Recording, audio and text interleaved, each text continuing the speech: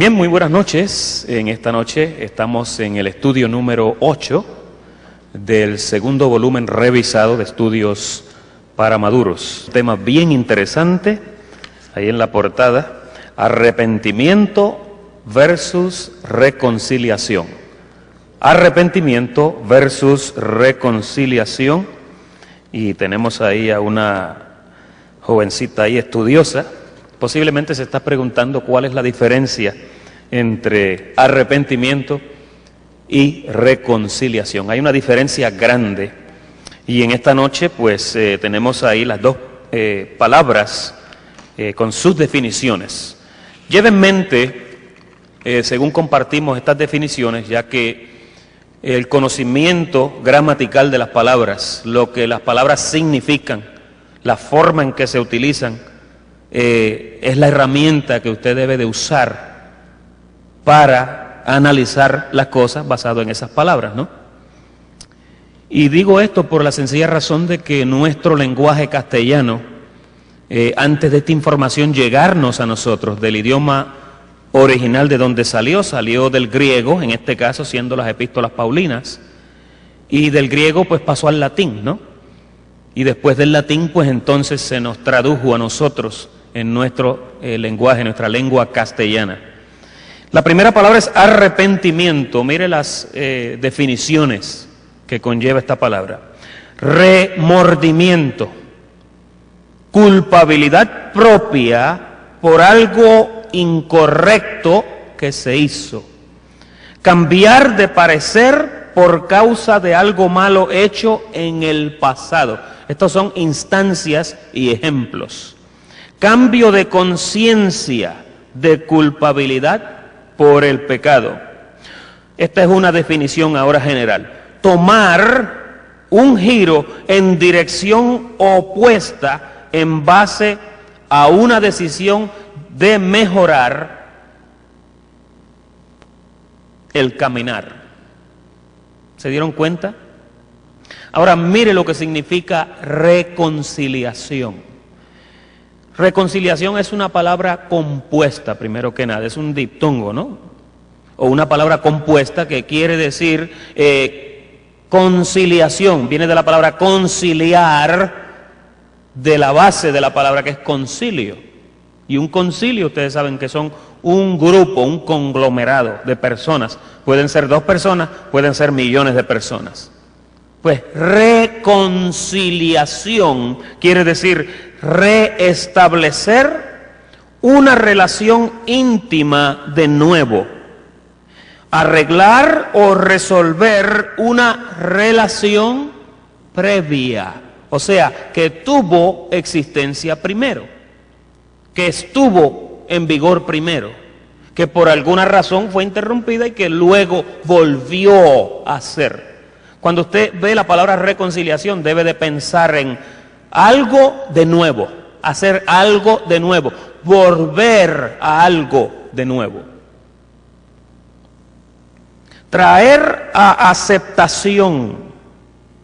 Por ejemplo, cuando una pareja, un matrimonio pelea, ¿no?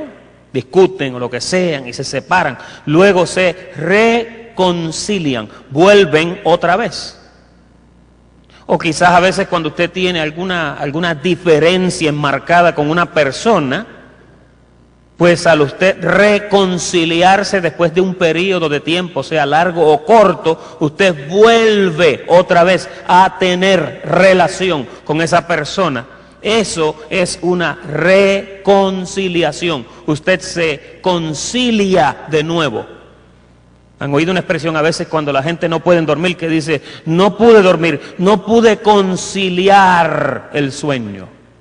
No pude entrar en una relación con el sueño. Pues reconciliar es volver a tener una relación. Hacer compatible o consistente, dice la próxima expresión ahí. Reestablecer un vínculo íntimo. Llévese en mente porque reconciliación fue un vínculo íntimo que tuvimos con Dios. Por un tiempo fue interrumpido y luego volvió a existir otra vez, volvió a su lugar. El vínculo que usted tiene con Dios es un vínculo bien íntimo. Pablo usó la palabra íntimo o vínculo, cuando dijo, guardando el vínculo de la paz. La paz y usted, la paz y yo debemos de ser buenos amigos. Hay otro verso que decía, busca la paz y ¿qué? Y síguela. Concilia con la paz. Cuando la paz se va y usted vuelve a tener paz, usted se reconcilió con la paz. ¿A cuántos aquí le han pasado cosas en la vida que a veces usted como que reniega la paz por un rato? Entra quizás en un problema, en una discusión, en algún desacuerdo, en algún desaire, y ahí usted pierde la comunicación con la paz. Usted se va de la conciliación con la paz. Y luego, al volver a estar pacíficamente, usted reconcilia con la paz. Hubo un tiempo cuando Dios salió de ese concilio que tuvo con nosotros y luego el Señor mismo, sin nosotros estar presentes, nos reconcilió consigo mismo. Dios hizo la paz, dice el apóstol Pablo, mediante la cruz y nos reconcilió. Así que ya hemos hablado bastante de la reconciliación. Sin embargo, la palabra arrepentimiento es muy importante. En los círculos religiosos de hoy día usted escucha a todos los cristianos a nivel mundial hablar de arrepentimiento, hablar de arrepiéntete, hablar de que yo me tengo que arrepentir. Usted ha notado, si usted se pone a escuchar los programas radiales y a mirar los programas televisivos, usted nota que la palabra arrepentimiento está presente todo el tiempo en la boca de los cristianos. Y es que la palabra arrepentimiento tiene un peso bien enmarcado. Pero como todo lo demás que aquí en Creciendo en Gracia nosotros juzgamos, nosotros colocamos las cosas donde pertenecen. El arrepentimiento, usted va a aprender esta noche, que tiene un lugar donde debemos colocarlo y no debe salirse de ese lugar. ¿Quién fue la primera persona que habló de arrepentimiento en los libros históricos? Vamos a ver ese primer verso, con eso comenzamos la primera parte, el renglón que lleva por título, el arrepentimiento se practicaba, ¿dónde? En la ley. El arrepentimiento se practicó en la ley. Aún usted lo encuentra en el Antiguo Testamento, en los libros proféticos, lo encuentra en los Salmos, lo encuentra en las historias de los reyes, las crónicas, en los libros de Samuel. Y aún en Génesis, Dios mismo fue el primero que dijo, me arrepiento de haber hecho al hombre. Imagínense. Dios se arrepintió de hacer al hombre. Y la versión original y los escritos originales lo que dan más bien a entender claramente, no es que Dios se arrepintió de que dijo, ay, qué error cometido. La Biblia dice que Dios no es hombre para que se arrepienta. Es decir, que lo que Dios quiso decir fue, me pesa lo que ha ocurrido en esta parte de mi decreto. Pero Él mismo no podía detener eso porque Él lo escribió. Y Dios ha sido siempre fiel a lo que Él ha pensado, a lo que Él ha escrito. Y como dijo en el libro de Isaías, lo he pensado, lo he escrito y de tal forma lo haré. Y así Dios ha hecho siempre.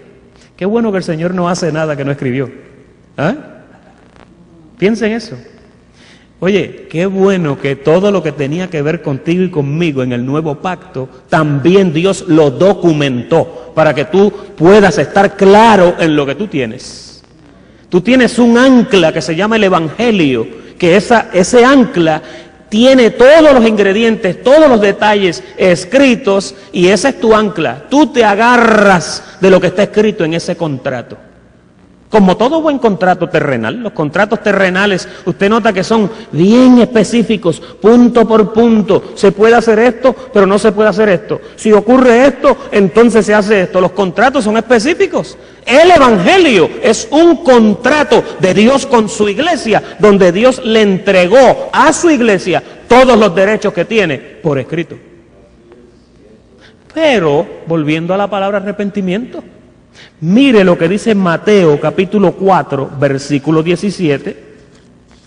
Y hay varias cosas que vamos a enfocar en este versículo, porque este verso salió de la boca ¿de quién? De Juan el Bautista. Mire cómo dice. Donde desde entonces comenzó Jesús a predicar, antes que Jesús lo dijera, Juan el Bautista lo había dicho. Usted lo encuentra en otros de los libros sinópticos, ¿no? Dice, comenzó Jesús a predicar y a decir, arrepentíos, porque el reino de los cielos, ¿sea qué? Se ha acercado. ¿Cómo decía Juan el Bautista? Alguien que me pueda decir. Juan el Bautista decía, arrepentíos y convertíos y bautícese cada uno, ¿para qué? Para perdón de pecados. Es decir, que cuando el Bautista llamó al arrepentimiento, atienda bien que esto es bien importante, la primera vez que el Bautista, que él llegó primero que Jesús, Jesús llegó después. Juan Bautista fue el precursor de Jesús de Nazaret. El Bautista dijo, arrepentíos. Ahí fue donde por primera vez, en ese periodo de transición de pactos, apareció ese hombre raro, vestido de piel de camello, comía legumbres y miel silvestre. Él dijo, arrepentíos y convertíos y bautícese cada uno para que le sean perdonados los pecados. Es decir, que la expresión arrepentimiento sale de la boca de un hombre que estaba en un pacto donde había pecado. Y entonces arrepentimiento, como dijimos en las definiciones, es un cambio de dirección, es un cambio de mente, un cambio de parecer, es un giro en dirección opuesta. El arrepentimiento estaba correcto para aquel pacto, como lo dice el subtítulo. El arrepentimiento se practicaba en la ley. Pastor, pero es que eso es en Mateo. En Mateo la ley estaba igual de vigente que como estuvo con Moisés. Por eso cuando el apóstol Pablo te habla en Romanos capítulo 5, te dice que reinó la muerte desde Adán hasta ¿dónde? Hasta Moisés. Pero no fue hasta Moisés al tiempo que Moisés se murió. Porque cuando Moisés murió, la muerte siguió reinando. Está hablando del período de ley de Moisés, bajo el cual también Dios manifestado en carne, Jesús de Nazaret, vivió bajo esa ley, como dice Gálatas 4:4. ¿Cuántos entendieron? De Adán hasta Moisés, todo lo que tuvo que ser Moisés, la ley, la muerte reinó hasta que llegó uno y quitó la muerte. Pero ese no llegó hasta 4.000 años, 3.000 y pico de años después. Es decir, que arrepentimiento es una frase que la encontramos localizada en la ley, en el viejo pacto, en el tiempo donde no había todavía redención. Mire el próximo verso, para irnos ahora a un tiempo donde después que Jesucristo murió y resucitó, vamos a encontrar esa expresión presente en los labios de un hombre que obviamente no había entendido que el arrepentimiento era un acto que se practicaba solamente en el periodo de la ley. Pero usted sabe que el mismo Pedro no sabía que la ley ya no estaba en pie, porque esa revelación a quien se le dio fue ¿a quién? Al apóstol Pablo. Mira cómo dice Hechos capítulo 2 versículo 38. Ya Jesús ha resucitado, ya ascendió al cielo, ya Pedro está predicando. Ahora por la boca de Pedro sale esta declaración y dice así: arrepentíos y bautícese cada uno de vosotros en el nombre de Jesucristo. ¿Para qué? Para perdón de pecados. Encuentras arrepentimiento, un llamado a arrepentimiento para perdón de pecados. Lleva esto en mente porque el apóstol Pedro habló esto, pero el apóstol Pedro no sabía en realidad lo que había ocurrido en la cruz del Calvario. Bautícese, dice él, cada uno para perdón de pecados y recibiréis el don del Espíritu Santo. ¿Notan cómo de la boca del apóstol Pedro no desapareció lo que estaba en la boca de Juan el Bautista, aun cuando Jesucristo ya había muerto y había resucitado. ¿Ustedes se acuerdan en el estudio que tuvimos cuando yo estaba hablando del bautismo en agua? Que Pablo dijo, a mí el Señor no me mandó a bautizar. El apóstol de los gentiles, si hubiera sido importante para la iglesia de Jesucristo el bautismo, él lo hubiera enseñado y lo hubiera practicado, porque él es el maestro, el apóstol y el maestro y el apóstol de los gentiles. Él fue el hombre que Dios llamó para ser el apóstol de los gentiles, pero él nunca habló de bautismo. Pues ahora tú notas que en la boca del apóstol Pedro está la palabra bautismo, está la doctrina arrepentimiento, está la doctrina perdón de pecados. Tres cosas importantes a notar en ese verso. Arrepentíos, bautícese cada uno en el nombre de Jesucristo para que le sean perdonados los pecados. Hechos capítulo 2 verso 38, que ya se suponía que él no estuviera hablando. Pastor, ¿usted está culpando a Pedro? De ninguna manera, no podemos culparlo. Pedro sencillamente estaba haciendo lo que él pensaba que estaba correcto. Pedro fue otro actor en esta película, en este libreto de Dios, que sencillamente hizo lo que tenía que hacer, de la misma forma que Satanás, ¿sí? Hemos oído cómo en el ministerio siempre decimos, Satanás fue un buen actor, hizo un papel muy bueno. Satanás llevó a cabo todas las escenas perfectamente, como el decreto de Dios se lo había pedido. Pues Pedro era otro gran actor, y actor en griego es hipócrita, fue un gran hipócrita también. No sabía lo que había ocurrido.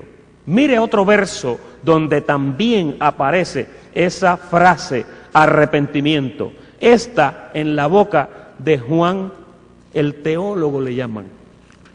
Apocalipsis, capítulo 3, versículo 19.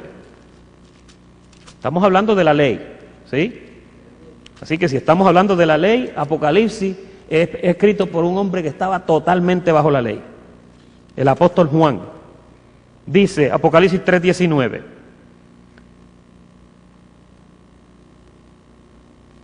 yo reprendo y castigo a todos los que amo, sé pues celoso y ¿qué?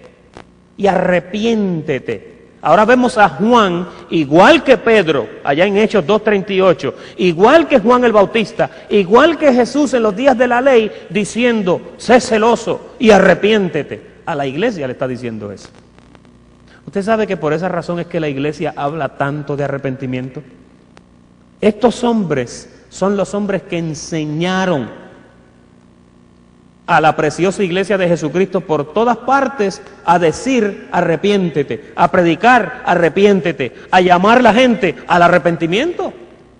Mire los feligreses que en una congregación pasan al altar, en comillas, porque el altar es usted. Esto es una tarima para que usted me pueda ver. Cuando pasan, a lo que pasan precisamente es a arrepentirse. ¿Cuántos aquí se arrepintieron más de una vez en el sistema? Oiga, yo creo que ya el Señor estaba cansado de mí, porque yo todos los domingos, o un domingo sí, un domingo no, quería hacer otro pacto con el Señor. ¿Cuántos le prometieron al Señor? Señor, te prometo que no lo vuelvo a hacer.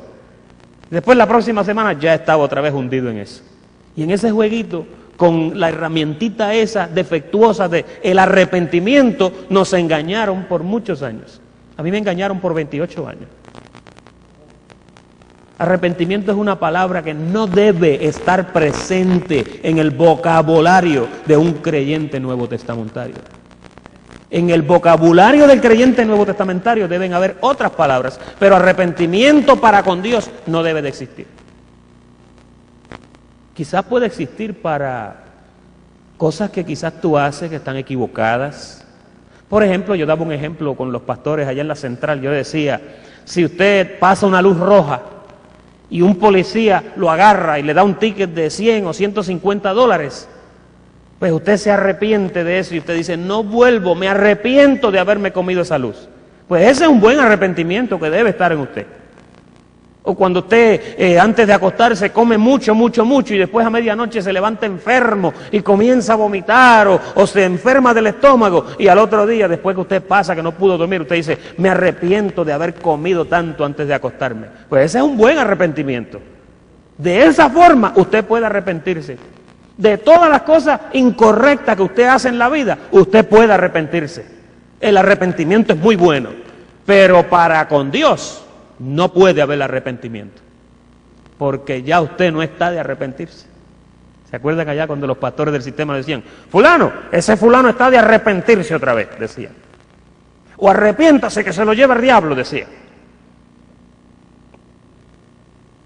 ¿Notan ustedes cómo en la boca de estas personas que no conocen el nuevo pacto la palabra arrepentimiento aparece? Porque el arrepentimiento se practicaba en la ley. Ahora, mira el segundo tópico en su panfleto.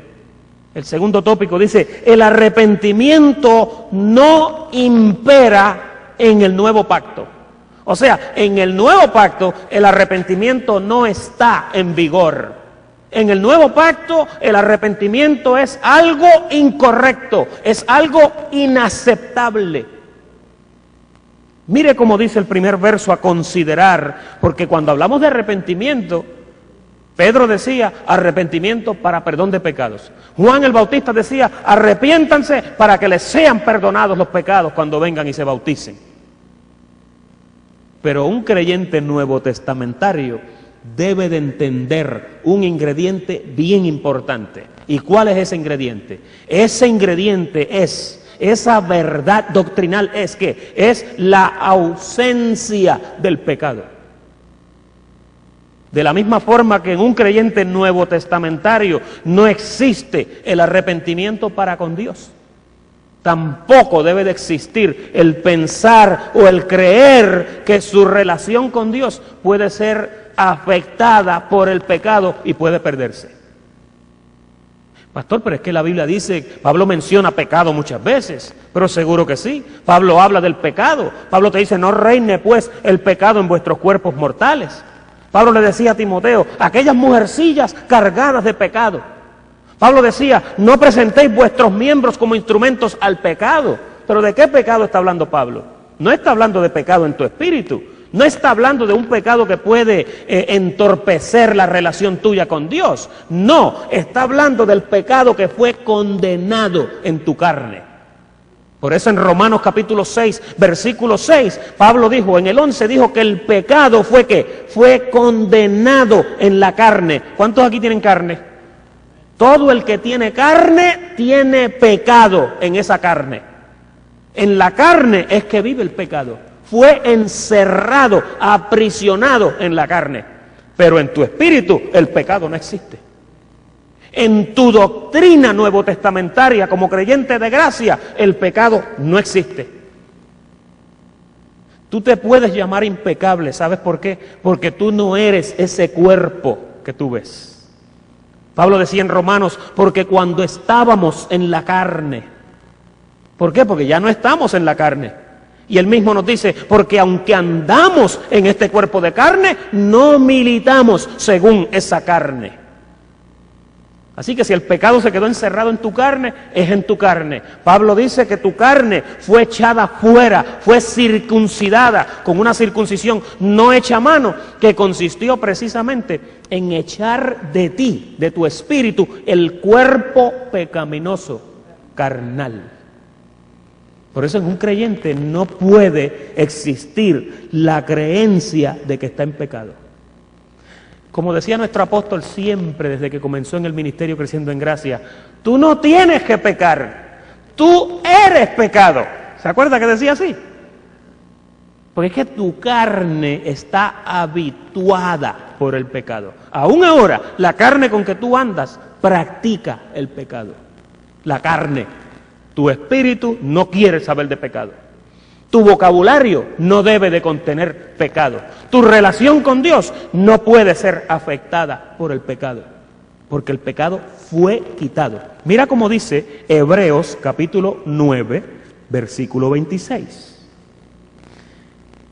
Esta pequeña exégesis de la carne y el espíritu es importante porque Pablo dijo que es necesario que acomodemos lo espiritual a lo espiritual y lo carnal a lo carnal.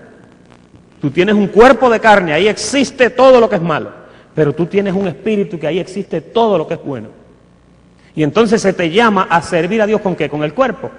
No, con el espíritu, con la mente es que tú le sirves al Señor. Y cuando tú estás en ese proceso, cuando tú estás en ese realismo de lo que es tu mente, tu espíritu, ahí tú no ves el pecado, porque no existe. Oh, y otra cosa, el pacto de gracia no fue dada para tu carne. Para la carne fue dada la ley. Para el espíritu es dado el pacto de la gracia. ¿Cuántos entienden eso? Por eso es que tú tienes que servir al Señor en el espíritu. Por eso es que tú tienes que verte en el espíritu y no en la carne. Porque si te ves en la carne te vas a ver pecador, porque pecador eres y soy en la carne. Pero en el espíritu el pecado no existe. Hebreos 9:26 dice: de otra manera, le hubiera sido necesario padecer muchas veces desde el principio del mundo. Pero ahora, en la consumación de los siglos, se presentó, ¿cuántas veces? Una vez, ¿y para cuándo? Y para siempre. ¿Y qué dice? Por el sacrificio de sí mismo, ¿para hacer qué? Para quitar el pecado de en medio. Pregunto, preciosa iglesia de Jesucristo que me escuchas y me ves, ¿ya el Señor se manifestó? ¿Ya el Señor vino en un cuerpo de carne y resucitó al tercer día? Sí, por lo tanto, ya Él quitó el pecado del medio. El profeta Zacarías en el capítulo 3 y verso 9 de su libro decía que Dios quitaría el pecado de la tierra ¿en cuántos días? En un solo día, y ya ese día pasó. Por lo tanto, ya el pecado fue quitado de todos los elegidos. ¿Qué quiere decir esto? Que arrepentimiento no aplicaría, porque ¿de qué te vas a arrepentir? ¿De cuál pecado si en tu espíritu no hay pecado? Y oye esto, al Señor, la actividad de tu carne, eso no registra para con Dios. Pastor, entonces puedo hacer todo lo que yo quiera y me puedo ir en la vía del desenfreno. No, porque lo que hagas en la carne lo vas a pagar. La carne es una tarjeta de crédito que aunque tú le cojas fiado, el bill te va a llegar. Y cuando el bill te llegue, lo tienes que pagar en carne. Dios no cobra a tu espíritu lo que tu carne hace. Pero este mundo donde vivimos, hay una ley que se llama la ley de la retribución, la ley de la siembra, que de la misma forma que tú siembras, así también cosechas. Si siembras para la carne, dice el apóstol Pablo, de la carne cosecharás ¿qué? Corrupción. La actividad de tu cuerpo tendrá sus consecuencias. Por eso es recomendable y es bueno que ames, es bueno que respetes, es bueno que cubras, es bueno que ayudes, es bueno que seas piadoso, que seas benigno, que seas amoroso, que seas todas esas cosas buenas que Dios allá en los días de su carne te enseñó. Pero eso es para tu carne, eso no es para tu espíritu. Que seas dadivoso, que seas compasivo, que seas misericordioso, que seas paciente con los demás. Porque en carne necesitamos eso. ¿Verdad que sí que en carne necesitamos comprensión? A veces necesitas una voz amiga que se acerque a ti y te diga, no te preocupes, todo está bien. Necesitas una palmadita en tu hombro, no te preocupes, sigue adelante, está bien, las cosas van a mejorar. Eso hace falta, humanamente. Espiritualmente tú no necesitas eso, pero humanamente, por causa de que tú vives en un cuerpo que es frágil, tú necesitas eso de vez en cuando. Yo necesito eso de vez en cuando. Cuando trabajas, es bueno que se reconozca tu trabajo. Y cuando trabajas, es bueno que se te pague por tu trabajo. Y por lo tanto, cuando hagas alguna cosita mala, pues es bueno que te venga alguna cosita para que te arrepientas. Es decir, que el pecado fue quitado. Mira cómo dice ahora Romanos capítulo 6. Romanos capítulo 6. Este verso lo mencioné a vuelo de pájaro, pero ahora lo quiero leer. Del verso 7 al 14. Nota la secuencia de la mención de Pablo del pecado y del arrepentimiento. Mira cómo dice.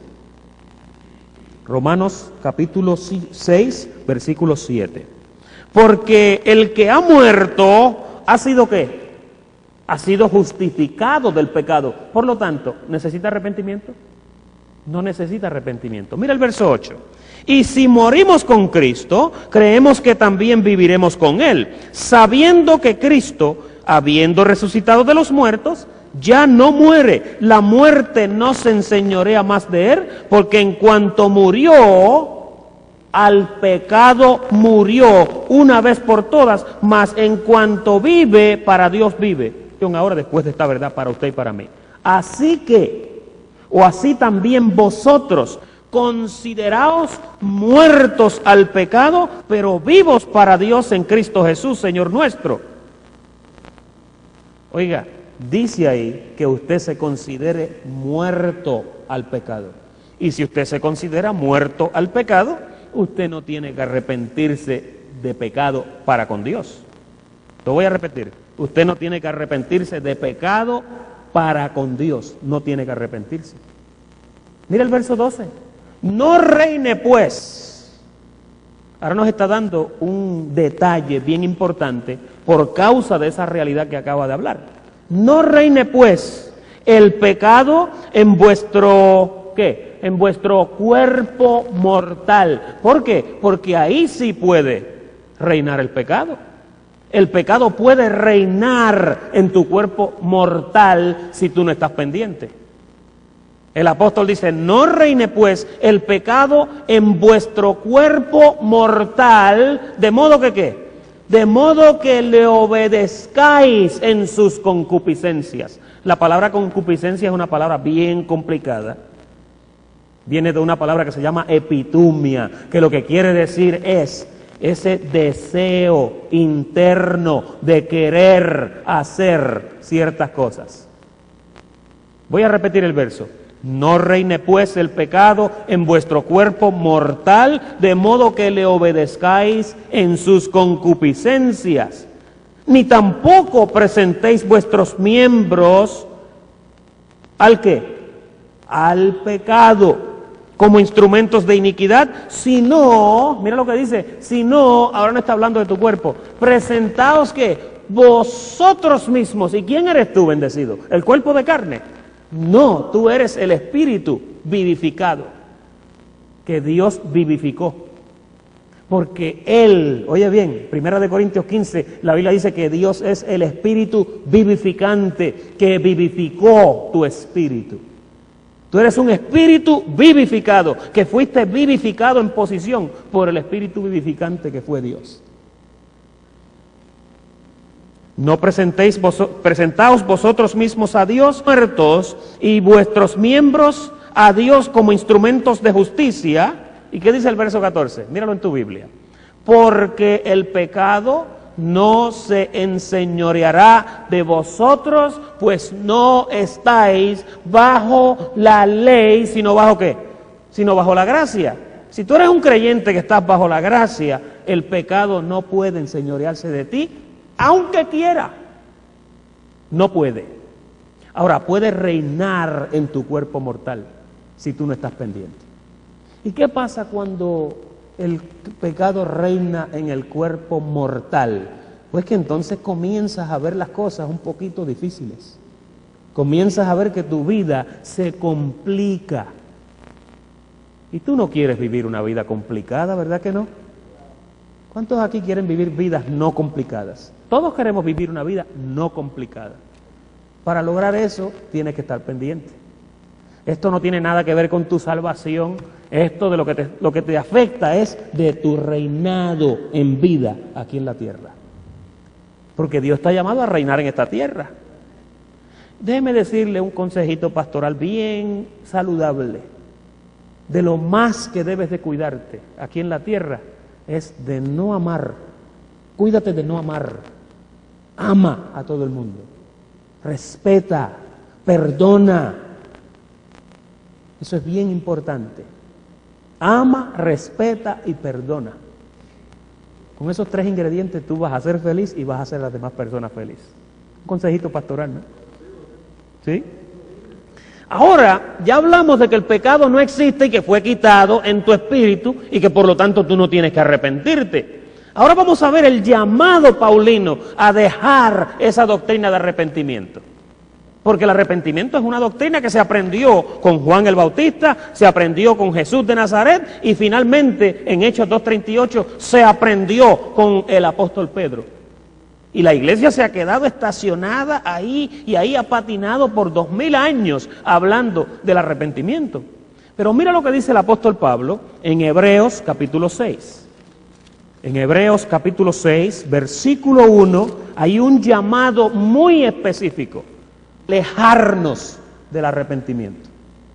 Mira cómo dice: por tanto, dejando ya los rudimentos de la doctrina de Cristo, vamos adelante a la perfección. Ahora, mira lo que dice ahora: no echando otra vez el fundamento ¿de qué?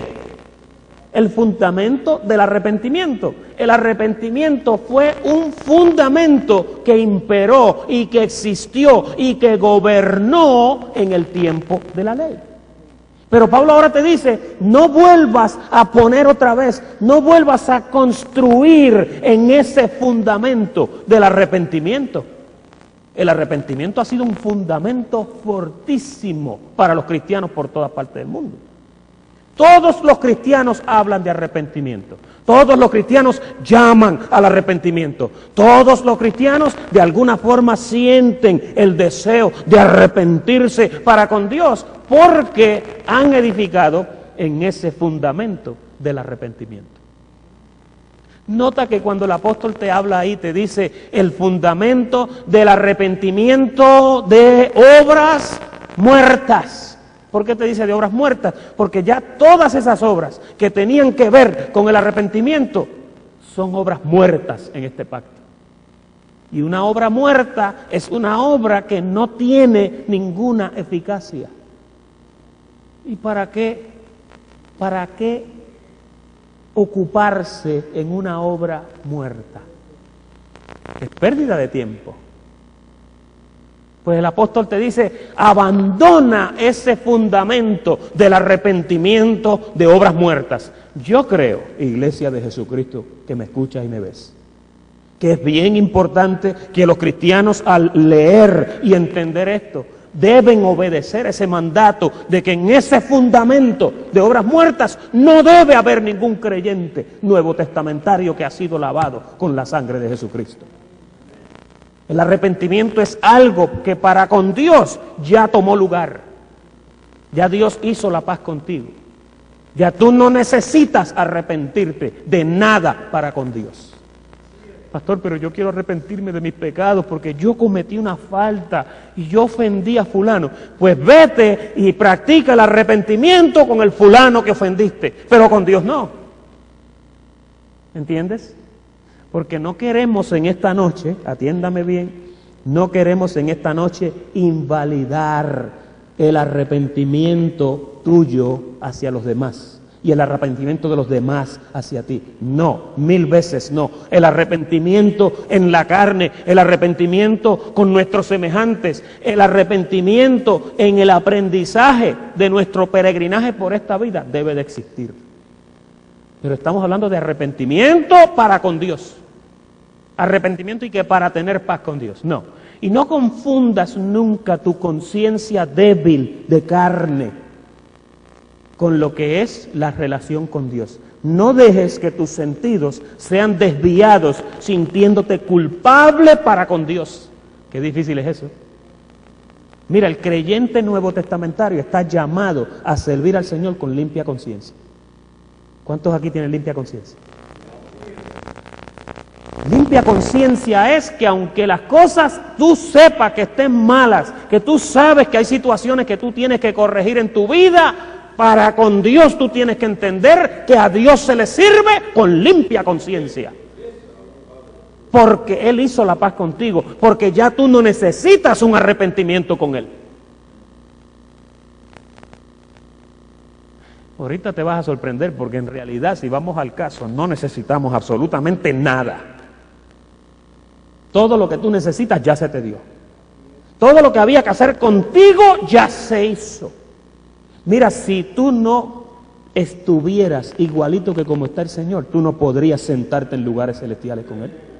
Al lado del Señor, Dios no va a permitir que se siente nadie que no tenga los atributos y la capacidad y la posición necesaria para sentarse al lado de Él. Y la Biblia dice que estamos sentados en lugares celestiales juntamente con Cristo. ¿Lo dice o no, iglesia? Es decir, que tú no puedes tener menos que lo que Él tiene. No puedes, porque entonces no cualificas. ¿Se arrepentirá Dios de pecados o de situaciones? ¿Tendrá Dios alguna mala conciencia de algo donde no trató bien contigo? La Biblia dice que cuando Él miró el sacrificio de cruz, dice que quedó satisfecho. Dice que quedó complacido con lo que vio que se hizo. Dice que halló una satisfacción total en ver lo que Él había logrado en aquella cruz del Calvario. El profeta Isaías lo habla tan bonito, allá en el capítulo 53 y verso 11 en adelante. Dice, mirará el fruto de su aflicción y quedará complacido. Pues tú tienes que sentirte complacido porque Dios hizo la paz contigo, bendecido. Ahora vamos a un verso que te va a sacar de la silla. Segunda de Corintios, capítulo 7, con la mente de Cristo bien activada. Segunda de Corintios, capítulo 7 y versículo 6. Mira cómo dice el apóstol aquí.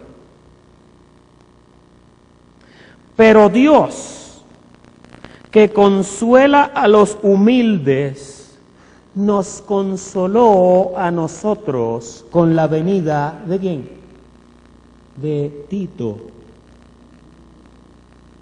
Diga, Tito. Tito era un griego que cuando se asomó por Jerusalén, los hipócritas apóstoles de la ley lo agarraron y lo obligaron a circuncidarse. Le cayeron encima con una navaja. Pues Tito tuvo unas situaciones en su vida que eran un poco difíciles, porque en Grecia, en la zona costera de Corinto, de Grecia es que vienen las fiestas de la toga parties. Las fiestas, unas fiestas que se hacían donde había mucho desorden. La iglesia de los Corintios, la iglesia cristiana de los Corintios, con ser la iglesia de Jesucristo que Pablo fundó, en las llamadas Santa Cena formaban una fiesta de toga casi. En las fiestas de toga, los colonizadores griegos, esa gente se quitaban la ropa y se montaban en un caballo y se iban a correr, y para eso ellos era como si nada. De ellos lo aprendieron los del Imperio Romano. Y los Flavios, que fueron los últimos después de los grandes Césares, que fueron los que autodestruyeron el Imperio Romano, porque al Imperio Romano nadie lo pudo destruir, hacerle frente a frente. Se destruyó de adentro hacia afuera.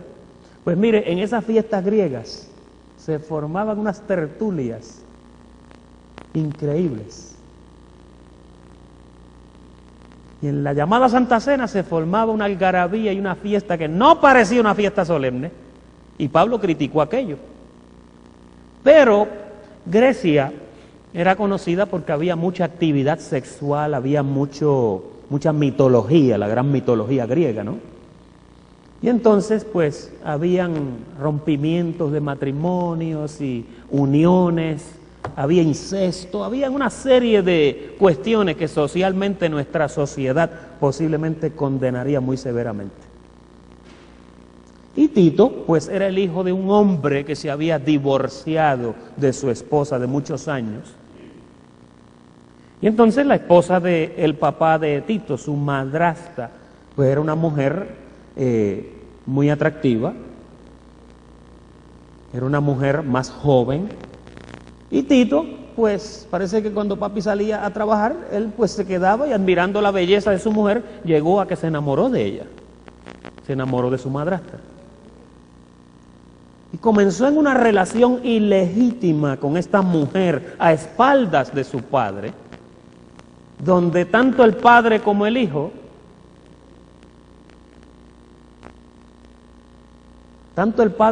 pues compartían la misma mujer. Pero que eso se convirtió en un chisme y comenzó a correr el rumor por toda Grecia. Y cuando usted lee la primera carta de los Corintios, en el capítulo 5, Pablo dice, se oye que hay entre vosotros fornicación. Y fornicación cual ni aún se nombra en los seculares de allá de afuera. Tanto que uno tiene la mujer de su padre. Y por esta razón Pablo menciona una sentencia y dice, a este hombre debieran ya de confrontarlo. Pero como los corintios eran tan carnales, no podían ni juzgar una situación como esa. Y Pablo le dijo, miren, reúnanse ustedes y mi espíritu ahí, y con el poder de nuestro Dios, entréguenle el cuerpo de Tito a Satanás, a la carne, para que su espíritu sea salvo en el día del Señor. Y los corintios, al ver esas directrices, le pasó como te pasa a ti y a mí cuando oímos un mensaje de esos difíciles que no encontramos qué hacer y para dónde coger. No sabían qué hacer. Y usted sabe lo que hicieron los corintios, que lo cubrieron y trataron de ayudarlo con mucho cariño y con mucho amor. Y Pablo, después que escribió esto en la segunda carta, el capítulo 1, dice que se arrepintió de lo que había escrito porque pensó que los corintios iban a tratarlo un poco severamente. Y entonces lo cubrieron y lo ayudaron. Y en final de cuentas, ustedes saben que fue Tito, el hombre que hizo estas cuestiones y por un tiempo fue un motivo de oprobio en Grecia. Pero después llegó un tiempo donde Pablo pudo decir, Tito es mi hijo amado, Tito es un ministro competente, Tito es un servidor de Jesucristo. Y entonces ahí es que viene este versículo, porque la segunda carta de los Corintios evidencia estas situaciones. Y mire lo que dice, pero Dios, que consuela a los humildes, nos consoló con la venida de Tito, y no solo con su venida, sino también con la consolación con que él había sido consolado en cuanto a vosotros, haciéndonos saber vuestro gran afecto, vuestro llanto, vuestra solicitud por mí, de manera que me regocijé aún más. Porque aunque os contristé con la carta, no me pesa. Aunque entonces lo lamenté, porque veo que aquella carta, aunque por algún tiempo os contristó, porque hayáis sido contristados, sino porque fuisteis contristados para arrepentimiento. Ven que el arrepentimiento ahí aplica a una situación física, a una situación moral, pero no a una situación con Dios. Porque habéis sido contristados según Dios para que ninguna pérdida padecieseis por nuestra parte. Nota que el arrepentimiento del comportamiento equivocado de este hombre evitó una pérdida. Hubiéramos perdido un buen hombre, dice Pablo, porque Tito más tarde fue un ministro bien competente. Porque la tristeza que es según Dios, oiga bien, produce arrepentimiento para salvación, de que no hay que arrepentirse. ¿Qué lío es ese? La tristeza que es según Dios produce arrepentimiento para tus cuestiones físicas, pero te dice, produce arrepentimiento de que no hay que arrepentirse. ¿Por qué? Porque ya tú no estás llamado al arrepentimiento.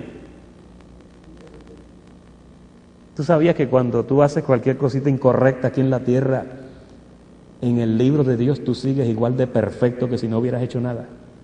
¿Aló? Tu perfección es inmutable ante Dios.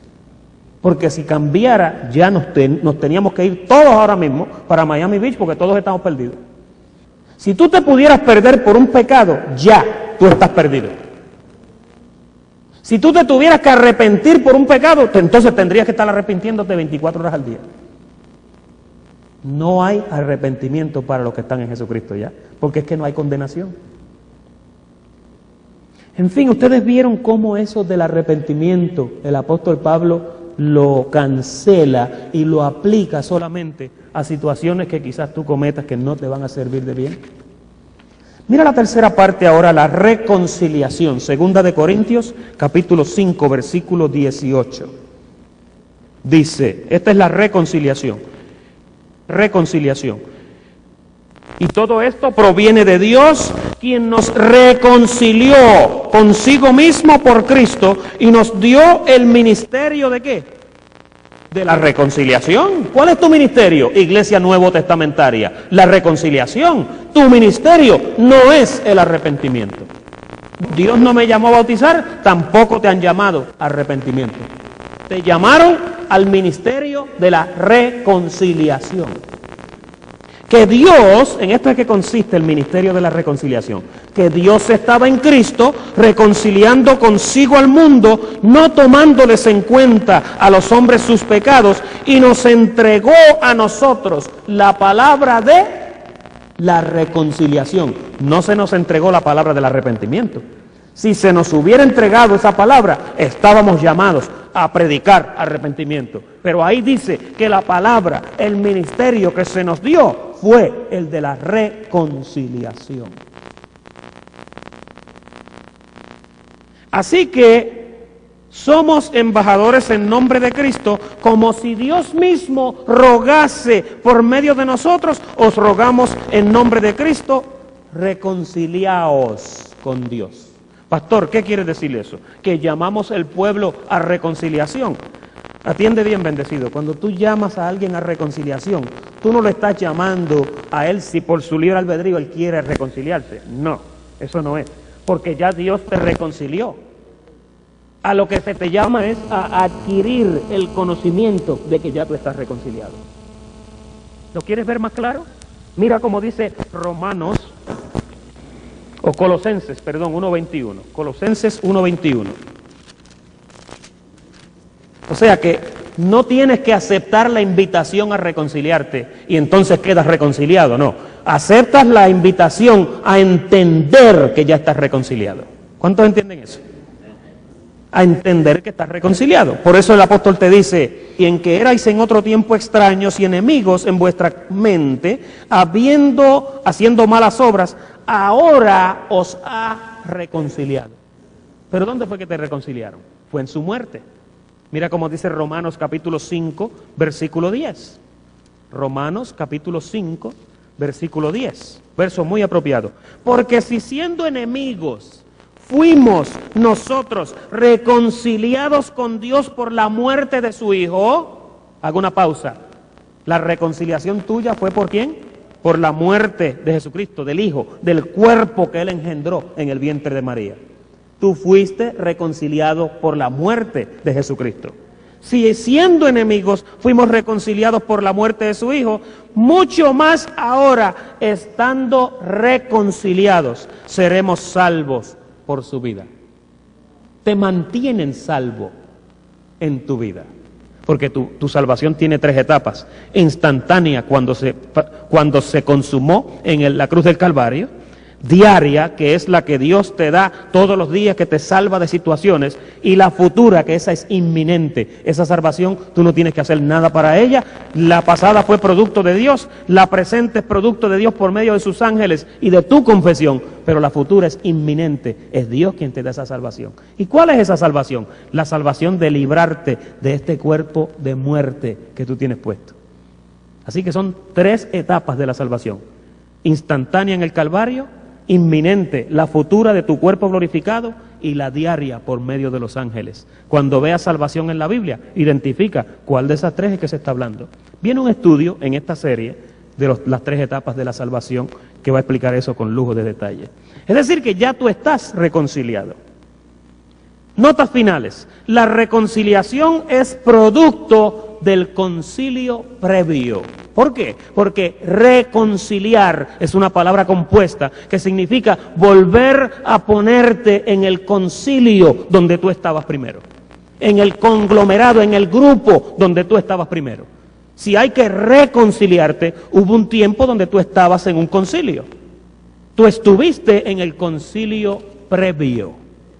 Juan capítulo 6, verso 45, en sinopsis, Jesucristo dijo, ninguno puede venir a mí si el Padre que me envió no le trajere. O sea, nadie puede venir a Jesucristo si el Señor no lo traía. Eso era lo que Él decía. Y en Job capítulo 1 y verso 5, la Biblia dice que un día entraron todos esos ángeles y se sentaron allí en los salones de clases a coger las clases donde a ti y a mí nos enseñaban. Tú fuiste enseñado por Dios antes de la fundación del mundo. En aquel concilio fue que te enseñaron. Cuando te reconcilian ahora, lo que hace es que te vuelven a reintegrar al concilio donde tú estabas. Por eso es que la palabra reconciliación existe. Dios no usaría la palabra reconciliación si tú no hubieras pertenecido a un concilio previo. Diga, concilio. Usted sabe que esa expresión es tan detestable porque en el sistema religioso que estamos hay muchos concilios. Pero el concilio que te estamos hablando aquí es un concilio al que perteneció Pablo. ¿Te acuerdas que Pablo en cierta ocasión dijo, yo sin la ley vivía en un tiempo? Pero ¿cuándo Pablo vivió sin ley? Si la Biblia dice que él nació de la tribu de Benjamín, lo circuncidaron al 8º día, fue un hebreo de hebreos, fue un fariseo en cuanto a la ley. ¿Cuándo estuvo sin ley?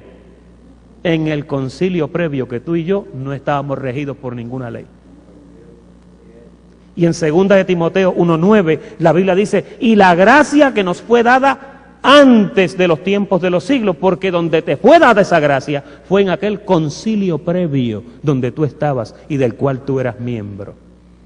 Tú has sido reintegrado a las filas del concilio previo al que tú perteneciste. Y finalmente te voy a leer a Efesios capítulo 4, porque es que la Biblia dice en Juan 6:45 que todos serían enseñados por Dios. El profeta Isaías en el capítulo 54 y verso 7 dijo, y serán enseñados todos tus hijos. De ahí fue que lo citó. Ahora en la boca del apóstol Pablo aparece algo similar en Efesios capítulo 4, verso 20. Mira cómo dice, no habéis aprendido así a Cristo.